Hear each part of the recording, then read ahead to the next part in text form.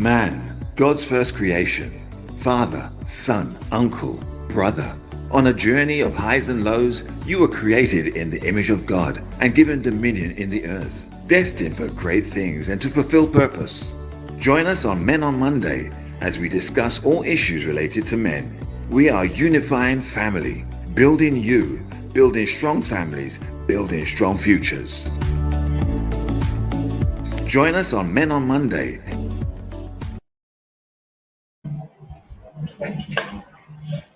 Well, good morning, everyone. I hope that you are well and in great spirits. Welcome to Monday. It is the 8th day of November 2021. I'm Marissa Boyce, your host this morning for Men on Monday, joined by Minister St. Clair Browne, Bishop Mark Harewood, and Bishop Edison Bynoe, who will be joining us momentarily. We've been looking over the last week at building, strengthening relationships, and especially with a focus on marriage. But before we get started this morning, I just want to start my program by offering condolences to the Starcom Network family, the friends and family of Dennis Johnson and Warren. We know him as John Doe. I spent the first 12 years of my radio life, if I can say that, my media life, working alongside these two men. Even if I want to just shed some light. Even though I transitioned it to CETA Radio, does not mean that we did not still have a working relationship, and we were even friends beyond. And Mark will tell you, there's just something about the camaraderie that you share when you work in the media fraternity. It goes beyond it goes beyond just the microphone. And my heart is really saddened. I just want to start our show by just sending some love out to, I just want to say, the media fraternity, all of us, because we're still a part of that family. And I just want to offer my condolences to his wife and loved ones and all whoever came into contact with him. He is really a gentle giant. I remember working, and we used to play little pranks. You come in and you're on air and you turn off the light on the person and you leave them in darkness to function. Those little pranks you would do. But it is a loss. It is a loss that is felt. It is a loss that is felt. And I just want to start our program by offering condolences to the friends and family and the media family also, as we start this morning. Amen. I don't know if Mark would want to jump in there. Yeah, well, I too would want to offer similar condolences. And, I was in contact with because I'm still part of the thing. We're not on the radio like before, but I'm still part of Life 97.5. So we had some discussions with the manager there and so on. And I'm hopeful to join with them in the meeting and to offer some prayers and some encouragement to the staff at some juncture today.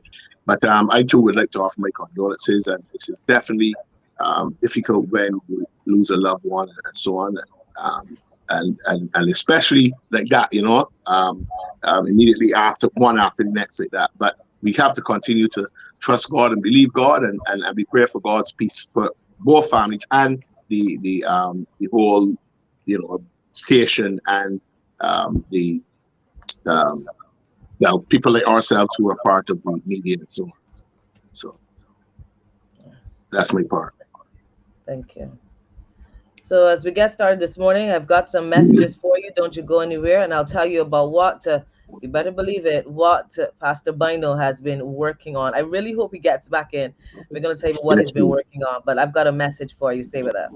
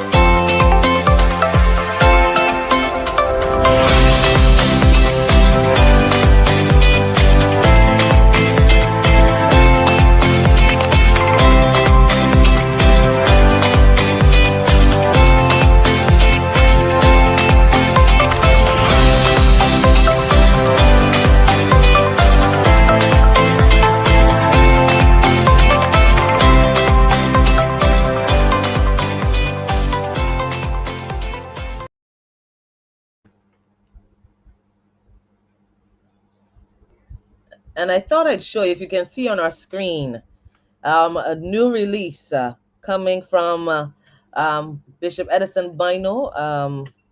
Not sure if Minister Sinclair can shed some light on it. I was really hoping that Bishop Bynoe would get back in, that we can share a bit about it. Talk about it, Minister Sinclair. Go ahead. Very little I can say because he had it in the works. But what I can say to you is that Bishop Blaine is the author, I think, about 10 books. So we really encourage him to push. Bishop Blaine is definitely not a person going to toot his own horn. So I'm going to do that for him. He's very, his information from his other books are very solid. If you talk about learning about a particular topic, he has books on men, family, church, relationships.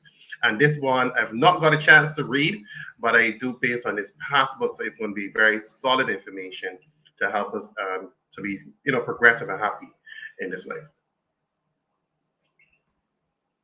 Yeah, so thank you very much, Minister Sinclair. Hopefully, we'll be able to have Bishop Bynoe in with us. So, just about a bit after 9, as you join us, good morning again. Good day to all of you, wherever you are across the globe who will be tuning in. Let us know where you're tuning in, even if you're from Barbados and you hail from St. John, St. George, or wherever. Let us know where you're tuned in this morning. So, Minister Sinclair, let's lead the way. We're looking at the 9 lies that people believe, or 9 lies that will destroy your marriage. Let's recap and then pick up from where we will start today.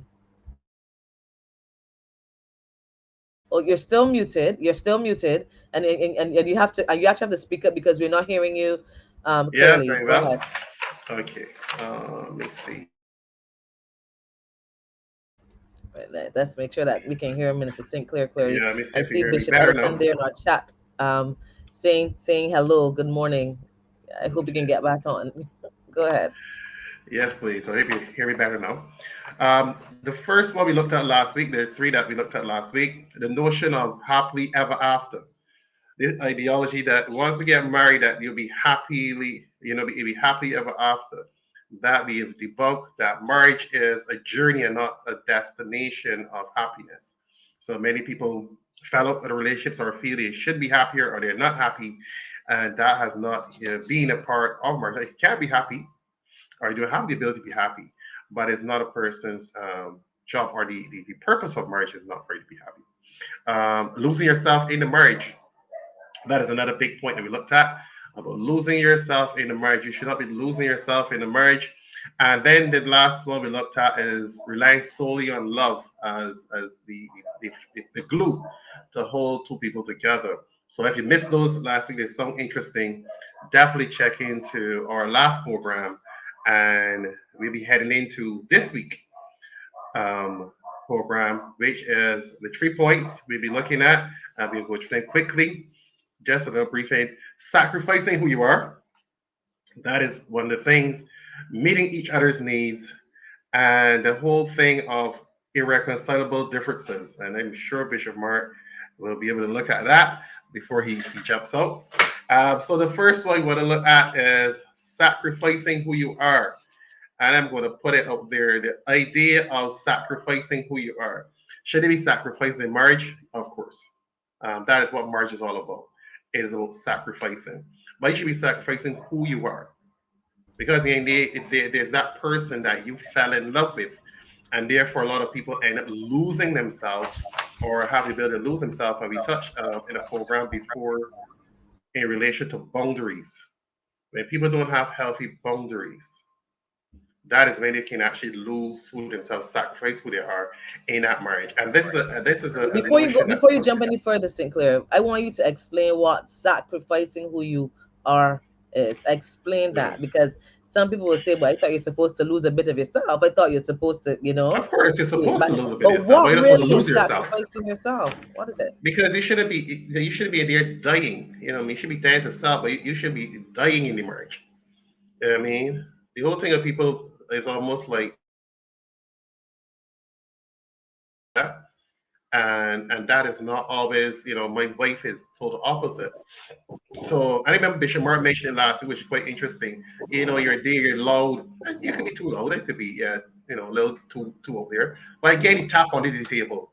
You again, it squeeze. Like I move my knee, like you met me crazy. Like this is part of who I am. You know what I mean? Mhm. So yes, I could take in the fact that okay, yes, it could be a little bit too extreme, but don't expect me to be somebody different. I mean, it's I get shaved. I could be, it could be pruned. Yeah, pruning can hurt, but the end of the day is you don't want to lose who you are. The end of the day is it is who I am. So there's a difference between improving. There's a difference between being shaped, but not to be. All of a sudden, I'm not Sinclair anymore. Bishop Mark, Go ahead, jump Bishop in Mark. there. Yeah, go ahead. I see Bishop Edison saying Your mic is sacrificing. off. Your mic is off. Your mic is off. Yeah, Okay, sorry. okay. Right, go ahead. Yeah, But I yes. see, Yeah, Edison go was ahead. saying, go ahead, Alisa. Marissa, sorry. I was saying that Bishop Edison was saying that sacrificing who you are means losing your identity as a person, Right. failing to be the unique person that God has called you to be. So it's Yeah. about losing your identity as a person. So go ahead, Bishop Mark. Yeah, I think this is a very interesting one because as you said, Marissa, when people hear sacrifice, they think about having to give up everything and so on. But I will want to say from the outset that that is what marriage is about. Because remember that you are maybe would have been accustomed to being on your own. Yeah, you hear people always say, "Oh, I feel so lonely. I need a man, or I need a woman. I need somebody in my life." But you must recognize that if you're going to if that is going to happen successfully, sacrifice there, I think what we are talking about is not you losing your identity and becoming a clone of the other person. What it really means is that you understand, you come into the relationship understanding that there's going to be a measure of sacrifice in inverted commas, or what I would call giving up. And that's where we talked earlier about boundaries and so on. We need to have communication and set clear what are our boundaries. And then by extension, now you come together to seek now to, you're going to have to give up some of your space if you expect to get back space. You understand what I'm saying? Right? So that's what we mean by the sacrifice. You don't come in and say, well, like, I'm Mark Harewood's wife to be, so therefore I must become like Mark Harewood. Obviously, there are things that will rub off or has rubbed off on my wife, as I shared previously, and things that have rubbed off on me because I recognize that in order for it to work, if I don't sacrifice some stuff, I can got trouble all the time. And let us settle that. If you don't sacrifice and give up some space, you only get back the space because in us is that capacity to protect our space, to want to rebel against anything that will take up our space. But when we come into a relationship, sacrifice is important. I think we got to put these words up there. Yes, you're going to have to dice some of your stuff because when I was a bachelor, I would cook and I would do my stuff when I finish. When I finish cook, I then clean. With my wife, boy, you got to make sure that I ain't got things on the cupboard. So you got to give up. Right, I told you already how I jump out of the kitchen and it redound to my benefit. So we don't want people to think, you're going to become all of a sudden you'll give up everything. Each person must understand that the individual must still flourish because they're different. You have different giftings and all of that, but you must make up your mind. I put it like this already on this program. You get up every morning thinking about how am I going to please my partner. If both people are doing that, the sacrificing or the giving up of the space and what some people consider their rights and their we call it now, they want the things that they're never giving up. My wife must cook for me. My nephew's the better cook, go and cook, And so the sacrifice there means that you have got to be prepared to make some changes so that now the two becomes one by what? Taking different things, culturalization, all these things, and trying to make one so that the marriage can be peaceful, love can flow, and everybody, it will be a good example for those who want to come. And even as Christians, we let our marriage be a ministry for God's glory. That is interesting as you talk about sacrificing self, because I just shared the quote here by a bit by Bishop Edison, who I hope can still try to get in. Please do. It's when you completely change your personality to become something you are not. Right. When you completely change your personality to become something you are not. So this is, I call this even loss of self, not necessarily even Right. just completely loss of self. Because I Yeah. often believe, we evolve as people. You can start a marriage being into volleyball, and you go to your volley, you on the beach, you're playing, and then eventually you go on you develop an interest of probably tennis on the beach. So you've evolved from one thing to the next. It is the same in marriage. You start sometimes having an interest in one place, and then your interest grows into another. And I think that it is allowing a person to evolve, and not saying that because I like volleyball, you must like volleyball too. You must play volleyball too. Um, Something as simple as devotions. You could say somebody might be saying, "I like to do my devotions just before I go to bed at night." Someone might say, "I like to do it in the morning," and because of that, sometimes you lose your own momentum picking up someone else's momentum. And I'm not saying that you shouldn't have devotion together. Please don't come for me. But I'm just saying that we have to understand that it is the evolution of self and the freedom to still do it while still remembering and the balance that you have a family, you have a spouse. That is where the key is, I think, the balance of still having your interests and still making sure that you have your family there. So that's number one. What's number two, Minister Cynthia? Just want to add to what I was saying earlier. Go ahead, go I ahead. say sacrificing that you lose your identity. Some people, as you mentioned, Bishop Mark said it. That you're going to marriage as an individual, but you're not going into a different thing altogether. So That's right. let's say that You say let it. me use the volleyball situation. Where the volleyball as a single person, I could have dedicated more time. I'm not a new family, their children in their home, stuff like that. So the person figure, oh, I still want to be me, but you just augmented into a different component altogether, right? So it takes a level of maturity and understanding how do you lose yourself or what is your identity. Because let's say a person, their identity is a volleyball player, but that is not who you are. If you understand, you play volleyball, or you may like, you may be great at volleyball. If you understand, it's a good pastime, it's a good place for you to your recreation, and but it's not who you are. So yes, agreeing is that you can, but there's also having a discussion with your spouse and the same thing that having those healthy boundaries, and that's why relationships are so complicated. Because when am I sacrificing to self, or am I sacrificing for the marriage? When am I losing myself? And that's where the discussion kicks in to have good, healthy negotiations. I think number one thing people don't have is healthy negotiation skills. And that's what arguments are. Arguments are healthy. People think arguments are a bad thing, but arguments are Correct. really a place of having negotiations and having healthy negotiations.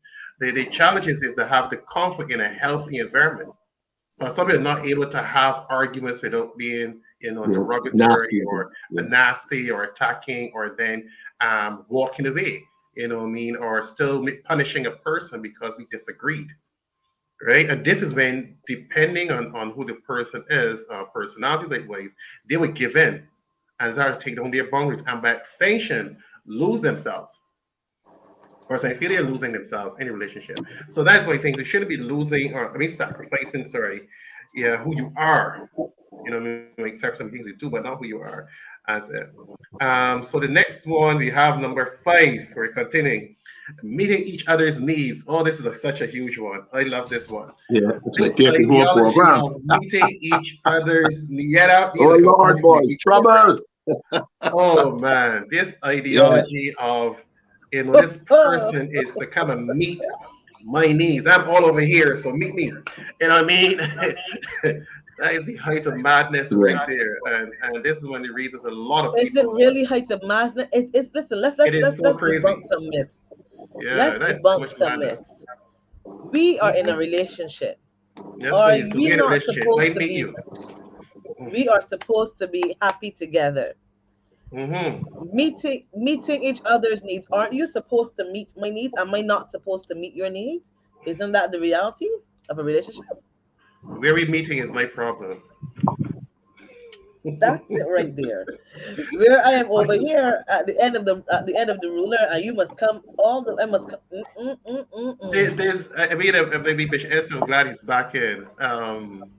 The thing is, a lot of people recognize that they're sat in a position that they're waiting on somebody to come and meet my needs. So they're here waiting.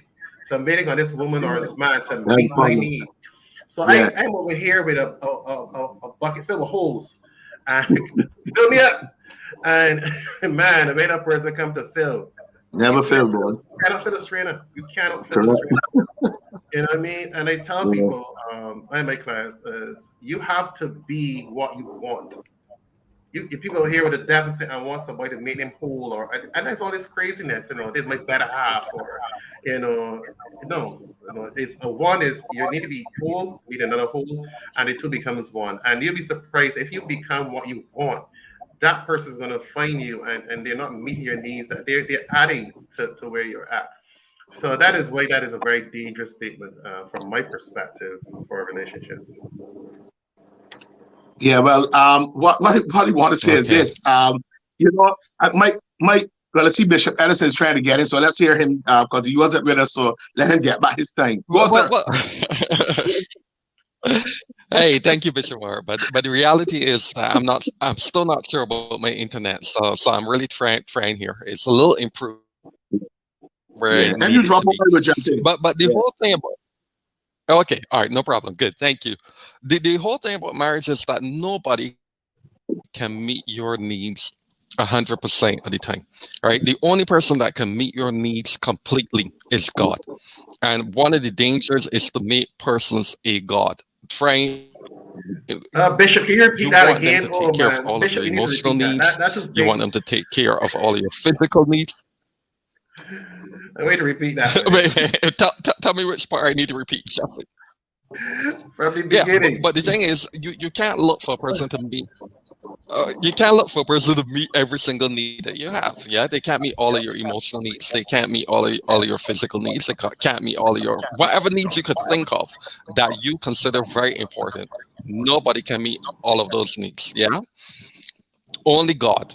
Only God can meet all of those needs. So when you come to a marriage, it's obvious that yes, you will have certain needs, and you would want some of those needs to be taken care of because that is something that can happen in marriage. Some of the needs can be taken care of.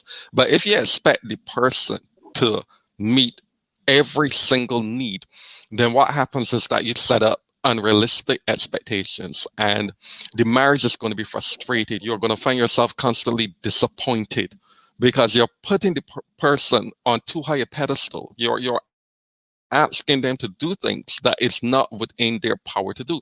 And then after a while, you will start saying, I'm unhappy, my needs aren't being met, blah, blah, blah. But some expectations are unrealistically high. And so you have to find other outlets. You have to find other avenues. Now, when it comes, for example, some people, when they get married, they drop all of their friends. Yeah, they drop all of their friends. But that social connection is important. You need to have other people in there that from time to time you can connect with, you can hang out with, that sort of thing. But the important thing to understand, nobody can meet 100% of your needs. Only God can do that. And some people, they idolize marriage. They look at marriage as the ultimate goal. And when I get married, marriage is going to satisfy every component of my life. And then when they get married, they become very disappointed because the marriage cannot meet all of those variety of needs that they have. Yeah. So that's it from me, Bishop Mark. Yeah, yes, thank you very much. I think as Sinclair said, you started out very correct.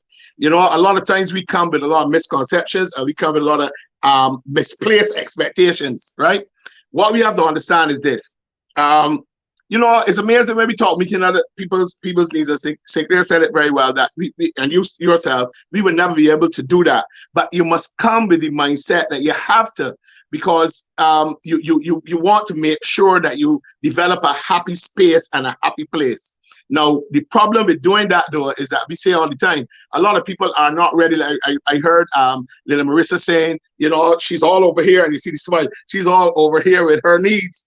How she can get crossed there and all of that. So it is. As I said earlier, even when we talked about the whole sacrificing, these things all work together. Because it means that I have to give up some stuff to get back some stuff, because you don't want a person to feel that it is all about them. And that's what happens. We come in thinking, maybe because we, as I said, we read our Mills and Boone's books, because of how we see other people operate. And so we decide, but you see me, when I come out, my husband must open the door for me. My husband must bring me flowers. You don't give me flowers, he ain't love me. And so we measure a person's love or commitment by the things they give or the things they do.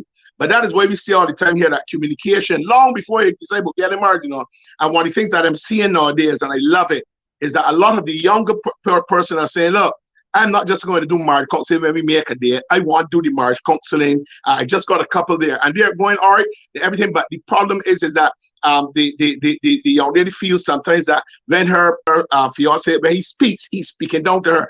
To him, now he's figuring that she very everything he said, she taking it too hard and all of that because there are other issues, right? And so they decide, look, we are setting a date.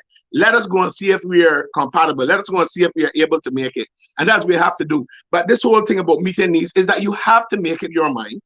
Just if you talk about boundaries, you have your boundaries, but they're boundaries, but it doesn't mean that you don't enjoy your space. So it's important to understand. I want everybody even thinking about it, get it in marriage. And even if you're in it and going problems, understand you have to give up to get. That's why I put it. You have to give up to get. You can't be in a relationship and thinking about only me. Oh, it must be me. Everything is me. Because you're taking two and trying to make one, right? And so it's important that we understand you have to seek to meet. And I always say this, and I tell you all the time. You can imagine get up every morning with your spouse on your mind, and you are on their mind, and then you all both get up looking. I can see two people running to the kitchen at the same time, trying to make breakfast for one another. You know what you get that do? Then we get together and make breakfast together. Because the mindset was, I am getting up this morning to please my wife. I'm getting up this morning to please my husband. And that's how it has to be. And that's what we mean by meeting the needs. It doesn't mean you give up yourself, as you said earlier, but you must seek, what can I do for you to make this better? And by extension, by doing that, you make the whole thing great. That's my experience. I like that. I like that. The 9 lies that will destroy your marriage, based on the book by Greg Smalley and Mr. Robert Paul. Yes.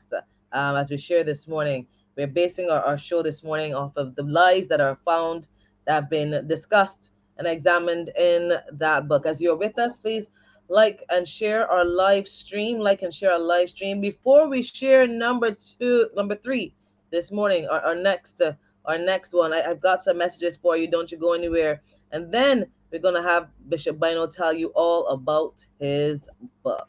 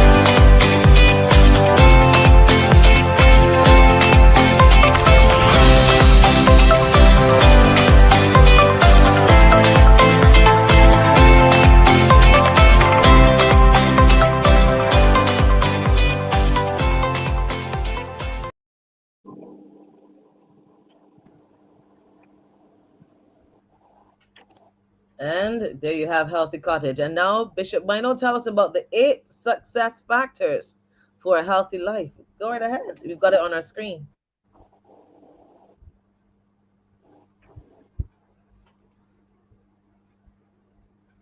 All righty, give me one sec Yes. here. I Go ahead. just wanted to. Yeah. Okay, so 8 success factors for a healthy life. You know, one of the things I do in the book is to talk about success from a biblical point of view. Getting a little feedback there. So if the persons can mute a little bit. Right. Okay. Right. So basically, I wanted to take a look at success, you know, because sometimes we feel that there's something wrong with success, that as Christians, we're not supposed to be successful. But when you look into the Word of God, you see that there are a lot of principles that govern success. So I go back looking at people like David and the areas in which he was successful. And so I identified some different areas in which we can be successful. Yeah. So just want to give the first, the spiritual factor. And that speaks of the importance of having an intimate relationship with God. So if we're going to be successful, we got to have that relationship with God. I talk about things like family. I talk about things like the financial factor, the leadership factor. If we want to go certain places, we got to invest in becoming leaders, because we have to be able to influence people. I talk about personal growth, which is very critical. I talk about health because sometimes we don't look at our physical health or emotional health. We have to look at health if we're going to be successful. We have to have this holistic view of ourselves. We got to look at relationships because if we're going to do well in life, we have to be connected to people. And then work. We can be successful in our work, and God has ordained that we should work. So I look at these 8 different areas and I break them down biblically, show you from the scriptures how we can have success in all of these different areas. And when we pull all these areas together, we can have this improved, dynamic, overcoming, powerful life that brings honor and glory to God and impacts people in a very positive way. So if you want to leave a legacy, I believe that these are some of the areas that you can look at and will really help grow and develop. At some point in time, on Facebook, I will post little excerpts from the book so that you can get an idea of the content that's in the book. Good stuff. Good stuff. And I saw Sinclair posting about a special going on at Healthy Cottage this week. When? Go ahead. No, that is our good price. See, our prices are so good, they seem they're special. That is our that is our daily special. We do have very good prices per hour, and people feel extremely good with our massages. So you actually try our head massage and foot massage also. But you know me. Yes, those are the bulk. Yes. And before Bishop Mark jumps out, let's talk about this, Bishop Mark. What this is about? What his specials? No. Your special. Your lessons. Look at the screen. Yeah. Yes, we are doing some classes, but I'm not. Well, we're supposed to start this week. And there are some classes that are happening. I'm offering mathematics and accounts lessons. So the information is right there. The number to call is 268-1078. And the classes are very reasonable. So you can call me and we can have a discussion. Mark Harewood. That number is very important there, 268-1078. And we're hopeful to have these classes rolling from this Saturday. So, and don't forget, about working at marriage at Healthy Cottage. That's my distributor there, right? I haven't been able to get that one on Amazon, so I'm gonna have to try and see how I can work towards that. I'm looking to revamp the book though. I tell you what, change the name from working at marriage to marriage is hard work. Better title. So I'm going to revamp the whole thing and see what can happen. I'm going to rely on Bishop Edison to help me to be even. I'm not a writer. I'm not prolific like he is. So I might need some of his to help me too. Yes, sir. So once you're ready, sir. Partnership. The writer and editor coming out, and then we'll be right there, present on Amazon. Marriage. That's right. Hard work. Work. Yes, please. Yes, please. Pause in the middle of our show so our people can know that we are working behind the scenes. I'll be sharing what I'll be working on too. I'll share that as time goes on. But we are all working behind the scenes. And I like that. Bishop Bynoe with his book. And this is not his first book, people. I just want you to know that. This is not his first book. What, about 10 plus books already? Yeah. He's prolific. He's different than me. I got 2 and boys fight me to get one too. All right, so make sure you check it out on Amazon. Again, we are live on Facebook and on YouTube. So today we are talking about the 9 lies that destroy marriages, and we shared that. Good morning, Ramon. Right, that we are sharing this morning, and it's based on the book by Greg Smalley and Robert Paul. Just want to make sure I put that clear up there, so we knowing that we are not plagiarizing anyone. We are giving our kudos to whom kudos are due, and we shared some of those thoughts already. Minister Sinclair, what is our next lie? Go ahead. Yes, well, the last one before Bishop Mark ran and everything else. So thank everyone for being here. And irreconcilable differences. This big thing about having differences that we have to reconcile all of our differences. You know what I mean? There's some things that would be different about us. Yeah, not everything will be resolved or be able to resolve everything. We think we have to get everything resolved. There's some things that will be different about us. There's some things that will not be able to be changed. And sometimes we think that is, we think that everything has to be resolved. Everything has to be resolved, and that is not necessarily true. And any person that's in a healthy marriage, if you look people that are married 30 years, 40 years, and in marriage happy, and you hear the lady say, that's who he is, or the guy say, she's just miserable. It is some things that you come to a place that you recognize this is who the person is, and I don't think that I think that in the last 20 plus years, 30 years, we have done our people an injustice that everything has to be done our way. You go to a restaurant and the food has to be done our way. If it's not done my way, send it back. You know what I mean? And the people that married 50 years and so, they came from a generation, if something was broken, you fix it. We come a generation, if it's broken, buy a new one. Right? So the idea of reconciling or having everything to be fixed, you know what I mean? And it kind of meshes in and merges into the others, which is it is that idea of I gotta get my needs met. It has to be met. It has to be met. So the margin of meeting my needs. So that is one of the things about irreconcilable differences that I think destroy marriages. Go ahead, Bishop Mark. Well, I guess from the time you say that you talk about two people getting together, look for differences, right? Don't care what you do.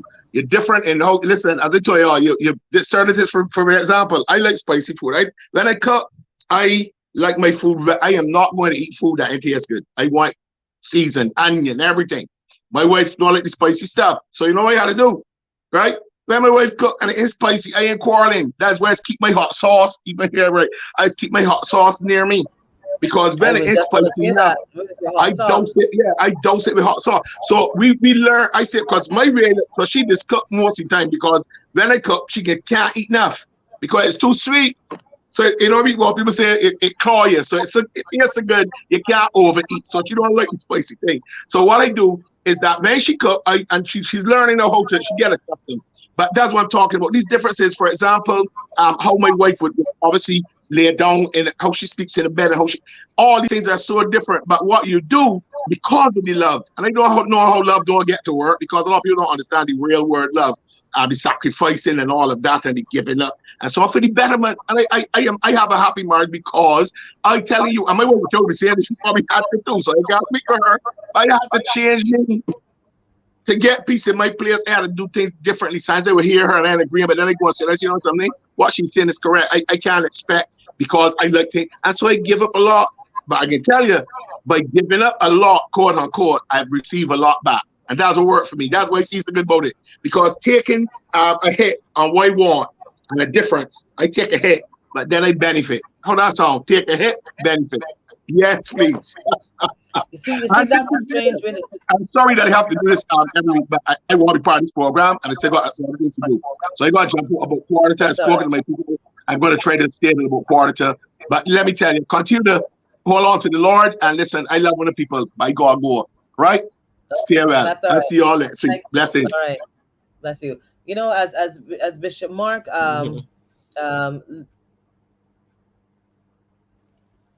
as Bishop Mark, yes, has taken his leave and has shared with us. You talked about irreconcilable differences, and one of the interesting things that really dawnted me there. That's where most marriages, fall down. The irreconcilable differences and the ability to communicate those differences. As we said earlier, I think it was Bishop Mark who said it, or Minister Sinclair, where you're not getting nasty. There must be the mature aspect to communication where we can share that, we can recognize that we have a challenge. This is the presenting problem. We recognize that you want your food. Let's use the issue with Bishop Mark and his wife. You want the food not with so much spice. I prefer spice. There must be a compromise where you understand that you can add pepper to get what you want. not holding on to the fact that this is what you want and it must happen this way all the time. And then when you recognize that, not to the point where you then transfer the issue to being personal, where you dig up all of the, I guess, you can find the most hurtful things to say so that you feel like you're communicating and being effective. I think that that's one of the issues where people come with communication, the ability to stay at the issue and address the issue and not become personal in your pursuit of communication. And that's where real maturity comes about. Go ahead, Bishop Edison. Yeah, Marissa, fully agree. Marriage does have an element of give and take, and you have to understand that there is an element of sacrifice that has to happen.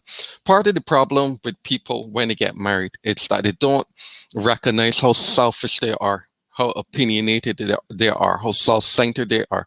So I want, when I get married, I want everything my own way. I want to have freedom to do things how I feel like. Sometimes it's a matter of what I used to do before.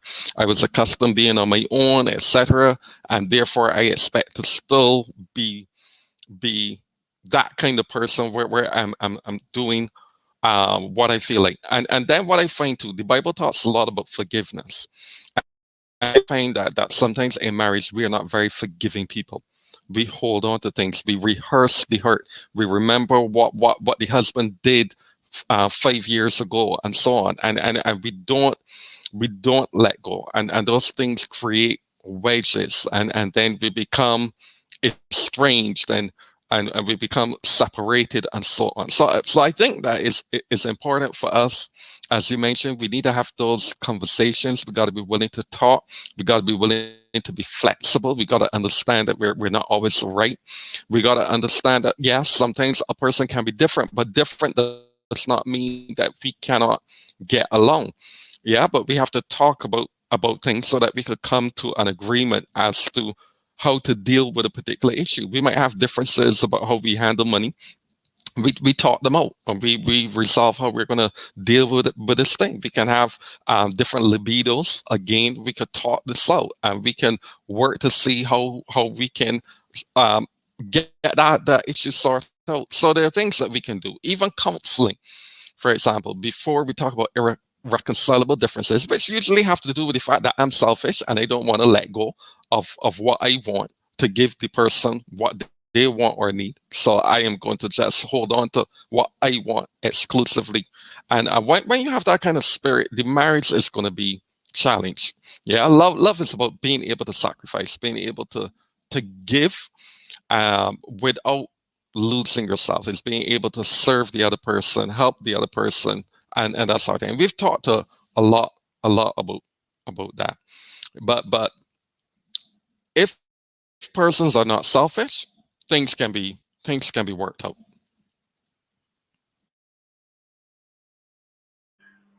Well, here's Ryan McCulling, I think, has a very good point here. He said, isn't it all about feeling satisfied to serve in a reciprocal way? Another question. Those skills need to be developed over time with patience, consideration, and understanding. I consider it understanding, and I said that is the whole thing of it. It takes a journey, and many times people say, and I'm serious. I'm sorry, but more often not is women that say this taking too much work. When you already sit with couples and stuff, it's about why got to be so hard. And I say, so who told you that it's supposed to be this, magnetism, and we connect on a level and a vibration that that we don't have to speak words, and there's this ideology that things are going to happen without work. And the thing about it is that when I say to persons that you start to unite about 13 years, that they've tested this. It takes about 13 years to get to that, almost, and then still to keep it and maintain it, there's a difference. So a lot of people want in 2 years what is going to take them over 10 years, 11 years to get. So those differences will be something that you have to be able to work with and understand that marriage is a journey and not a destination. So a person may look at Bishop Mark as he speak and say that is what I want, but look and see the amount of time it took to get there. Yeah, and there are differences. So we want We don't want the sacrifice. And sacrifice is basically investment in the future. Yeah, a lot of people do not understand sacrifice. We have this thing where delayed gratification is something that is foreign to us, right? We want everything we want now. So the older folks understood layaway. They were paid for an item, and when they finished paying for it, then they would get the item. We now want the item today, you know what I mean? And then we pay a higher price for it. So the idea that we have as far as a culture and a society understanding irreconcilable differences, there are differences between men and women. There's a difference in personalities, a difference in cultures, there's a difference in all these things. So we come in and by year two, oh, you ain't changing, she ain't changing. I think you need to walk away because these people are not changing. But it takes time. There are things that my wife would have said to me that I probably didn't hear. Then Bishop Edson would have said something in a conversation. All of a sudden, it made sense. You know what I mean? And people go like, "Oh, why tell you?" But because I was a woman, and all those weird things that in the back of our head, we need to get rid of, and then understand that this is what relationships are. Any relationship is the fact of working on the journey of connecting. Because I chose a person, that's what love is. Love is really a choice. It is a decision, and the feelings come along or are held in and maintained by that. So that is my position on the irreconcilable differences and being whole. Sorry, that was my last point to it. Is that until you become whole, you're not in a position to give. But as we want people to give to us because we are not in a position or a relationship with ourselves, in a healthy relationship with ourselves to give. I I wanted to interject there as you both were talking, and I was listening. You know what I realized? We are really impatient with each other. The we say love is patient. Love is patient. We are very impatient with each other. And I go back to something that Bishop Mark said, um, where we don't where we don't we extend grace to our bosses and our pastors. You deal with them in a particular way. But when it comes to your spouse, you give them sometimes the worst thing that you can give them, and then you expect to be able to pick up the pieces like nothing has happened after you have spoken. I call it the venom. So you've spoken the venom, and you spew it, and as you say, the words have cut, and then you have not addressed the issue that has been there before. Then after you haven't addressed the issue, then you add another issue based on what you've said, because we've not communicated and we've not dealt with the issue in a healthy manner. And then there's more hurt on top of it. So it really makes me think that we are very impatient with each other, and we do not extend grace to each other. Hence we expect, I've said it to you. What if I said it to you this morning?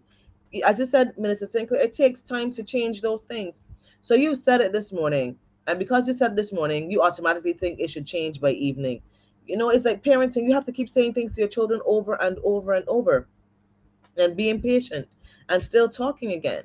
But we don't want to extend those things to each other. And I think that's interesting. Interesting. Look at this comment by Ryan, who has added another comment. He says that marriage requires healthy interrogation based on the expectation for consistency for healthy growth. What do you gentlemen think and say?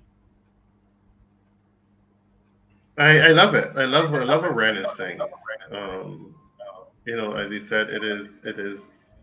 He says the changing seasons the changing seasons within the marriage, and because we all go through seasons. I was saying, who I was at 20 when my wife met me, where I met her. Me come visit me is the difference to come live with me. What it is at 30, what it is to have one of your spouse parents die, what it is to lose a child, what it is to go through their finances.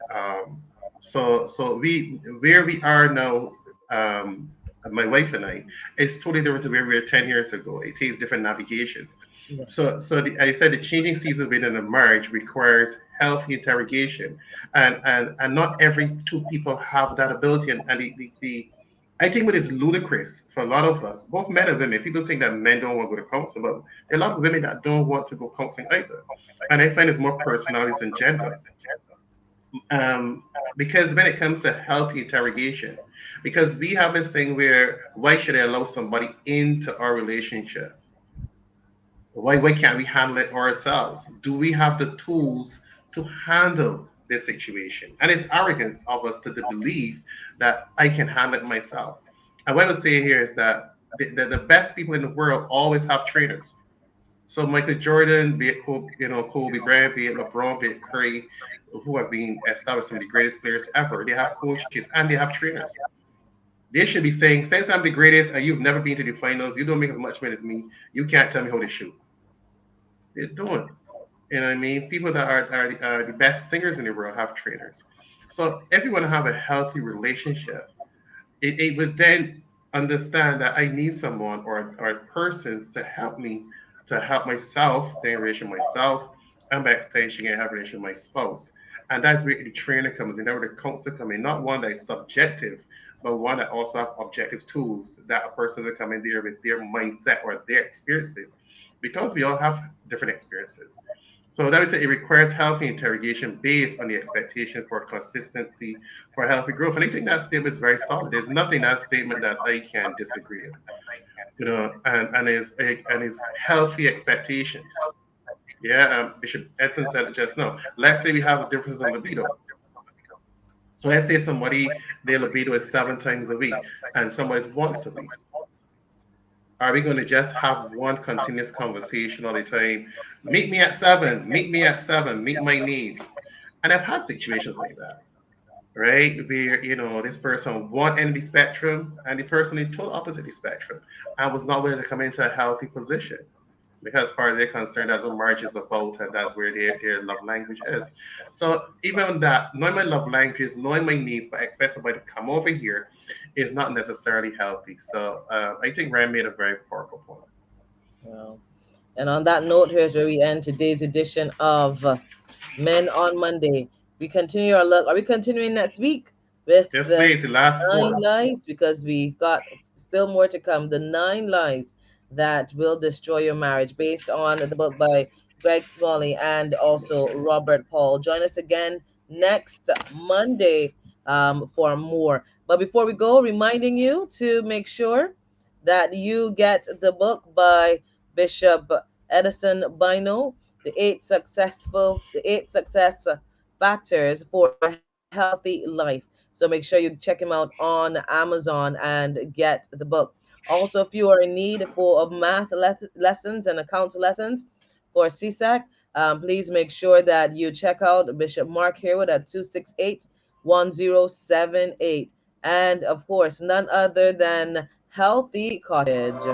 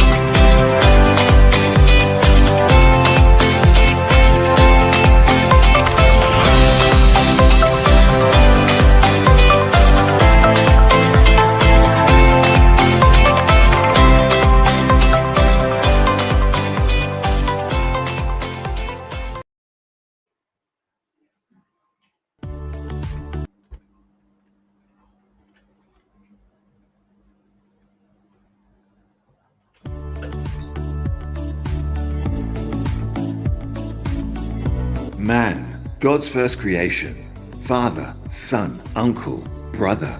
On a journey of highs and lows, you were created in the image of God and given dominion in the earth, destined for great things and to fulfill purpose. Join us on Men on Monday as we discuss all issues related to men. We are unifying family, building strong families, building strong futures.